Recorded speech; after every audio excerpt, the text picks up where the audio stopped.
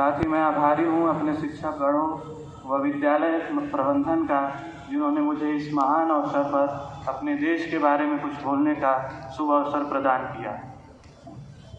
आज हम सभी यहाँ बेहद खास अवसर पर 72वां गणतंत्र दिवस मनाने एकत्र हुए हैं। भारत के लिए गणतंत्र दिवस केवल एक पर्व ही नहीं है, बल्कि गौरव और सम्मान है।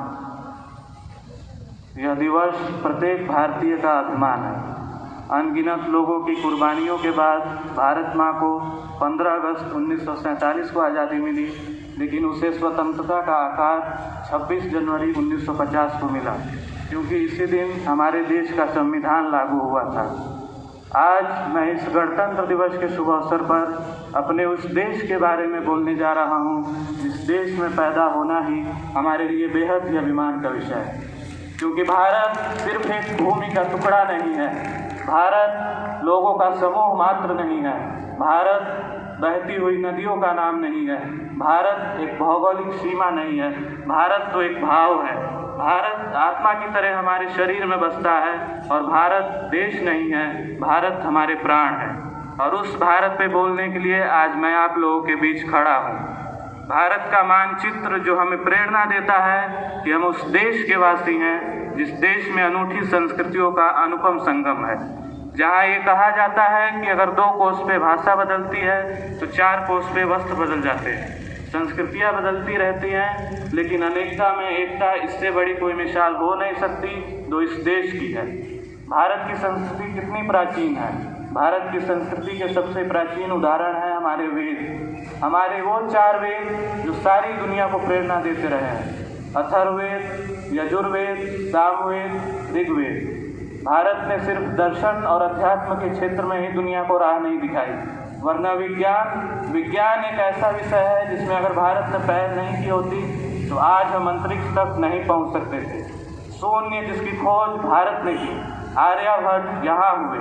शून्य अगर जो दुनिया को नहीं मिलता तो आज हम चांद तक की दूरी नाप नहीं सकते थे। भारत जिसका मस्तक कश्मीर और जिस पे मुकुट की तरह जड़ा हुआ है हिमालय, हमारी रक्षा के लिए। और सागर जो हमारे चरण पखेरता है, वो सागर कश्मीर से लेकर कन्याकुमारी तक हमारी दूरी लगभग 4000 किलोमीटर है। पूर्व से लेकर पश्चिम और ऊपर कश्मीर से लेकर कन्याकुमारी तक भारत लगभग 7500 किलोमीटर में फैला हुआ एक देश, जहाँ पे विभिन्न संस्कृतियाँ हैं, जहाँ पे लगभग 22 संवैधानिक भाषा हैं और 844 उपभाषाएँ हैं। विश्व का सबसे बड़ा लोकतंत्र और हमारी अस्मिता का सबसे बड़ा प्रतीक हमारा तिरंगा, हमारा राष्ट्रीय ध्वज जो आप इस वक्त मेरे सामने देख रहे हैं। हमारा राष्ट्रीय ध्वज 3 रंगों का समागम है: हरा, श्वेत, केसरिया। और उसमें बीच में हमारी प्रगति, हमारे उन्नति का प्रतीक हमारा अशोक चक्र, जिसके बीच में 24 आरे या तीलियां हैं। 135 करोड़ हिंदुस्तानियों का ये देश 28 प्रदेशों और 9 केंद्र शासित प्रदेशों में बटा हुआ है। यहाँ की भाषाएं अलग हैं, जातियाँ अलग हैं, धर्म अलग है, लेकिन सबकी भावना एक है: हिंदुस्तानियत। भारत जिसे गर्व है कि हमारे राष्ट्रपिता श्री मोहनदास करमचंद गांधी हैं। भारत जिसे गर्व है कि हमारे प्रथम प्रधानमंत्री श्री जवाहरलाल नेहरू, जिन्होंने इस आधुनिक भारत की नींव रखी। और मुझे गर्व है कि मैंने इस देश में जन्म लिया है, और मुझे यकीन है कि आप लोगों को भी यह गौरव की अनुभूति होती होगी कि आप लोगों ने इस देश की माटी में जन्म लिया है। यह देश, जैसा कि मैंने प्रारंभ में कहा था, सिर्फ देश नहीं है, हमारी भावनाओं का प्रतीक है। लेकिन बड़ा दुख होता है कि जब ये देश जिसमें इतनी अनूठी संस्कृतियों का संगम है, वह देश जातियों के नाम पे लड़ने लगता है, छोटी छोटी बातों पे लड़ने लगता है। हमारी विशाल जल सेना, थल सेना और वायु सेना हमारी रक्षा के लिए तैनात है। हमारे सिपाही इस देश की सीमाओं पे -40 डिग्री टेम्परेचर में भी खड़े होके हमेशा मुस्कुराते हुए इस देश की रक्षा करने के लिए तैनात रहते हैं। हमारा वह देश जहाँ प्राण देश के लिए तजने की परंपरा रही है, हमारा वह देश जहाँ एक सैनिक की विधवा अपने पति को कांधा दे देती है, हमारा वह देश जहाँ हाड़ी रानी शीश काट के थाली में रख देती है, हमारा वह देश जहाँ स्वामी भक्ति के लिए पन्ना ढाए अपना बेटा कटवा देती है, हमारा वह देश जहाँ सिकंदर का सेनापति भी अपनी बेटी की डोली यहाँ देके चला जाता है। हमारा वह देश जहाँ भगत सिंह हंसते हंसते फांसी के फंदे पे झूल जाते हैं। हमारा वह देश जहाँ चंद्रशेखर आज़ाद माउजर को चूम लेते हैं। हमारा वह देश जहाँ एक ऊधम सिंह एक टायर से बदला लेने के लिए हजारों मील दूर लंदन जाके भी अपना बदला पूरा करता है। हमारा वह देश जहाँ जलियांवाला बाग में लोग प्राण तक देते हैं लेकिन राष्ट्र की अस्मिता पर आंच नहीं आने देते। यह देश जहाँ 20-22 साल के नौजवान हंसते हंसते फांसी के फंदे पे झूल जाते हैं इस देश को आज़ादी दिलाने के लिए।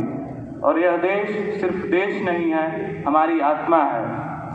और इस देश के 135 करोड़ हिंदुस्तानियों को शायद मैं यही कह सकता हूँ कि अगर सबसे बड़ी ताकत है तो हमारा आत्मसम्मान, और इस आत्मसम्मान को कभी ना टूटने दें ना झुकने दें। और जो एक दूसरे से भेदभाव करते हैं उनके लिए यही कहना चाहता हूँ कि हिंदुस्तान मेरे लिए भी वही है जो आपका है। हम तमाम हिंदुस्तानियों को यह समझना चाहिए कि ये देश जितना आपका है उतना मेरा है, हम सबका ये देश एक है।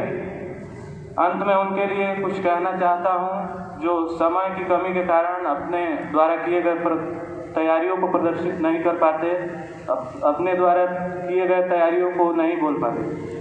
लेकिन तो बात ये नहीं है कि आप अपने द्वारा किए गए तैयारियों को प्रदर्शित कर पाते हैं कि नहीं, लेकिन सोचिए तो इसी बहाने आपने पूरा दिन अपने देश को दिया, अपने देश के लिए जानकारियाँ जुटाई। आप उसे नहीं बोल पाए ये बात अलग है।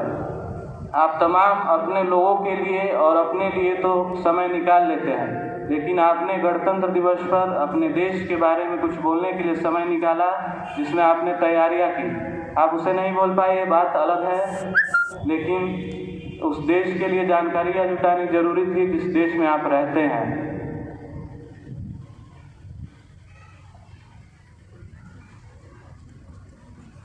इसलिए आपसे बस इतना ही कहता हूँ कि फूलों से नहीं कहूँगा कुछ भी चमन के लिए, फूलों से नहीं कहूँगा कुछ भी चमन के लिए, बंदूकों से नहीं कहूँगा कुछ भी अमन के लिए, लेकिन आप लोगों से इतना ज़रूर कहूँगा कि 2-4 मिनट ही सही वक्त निकालिए कभी अपने वतन के लिए।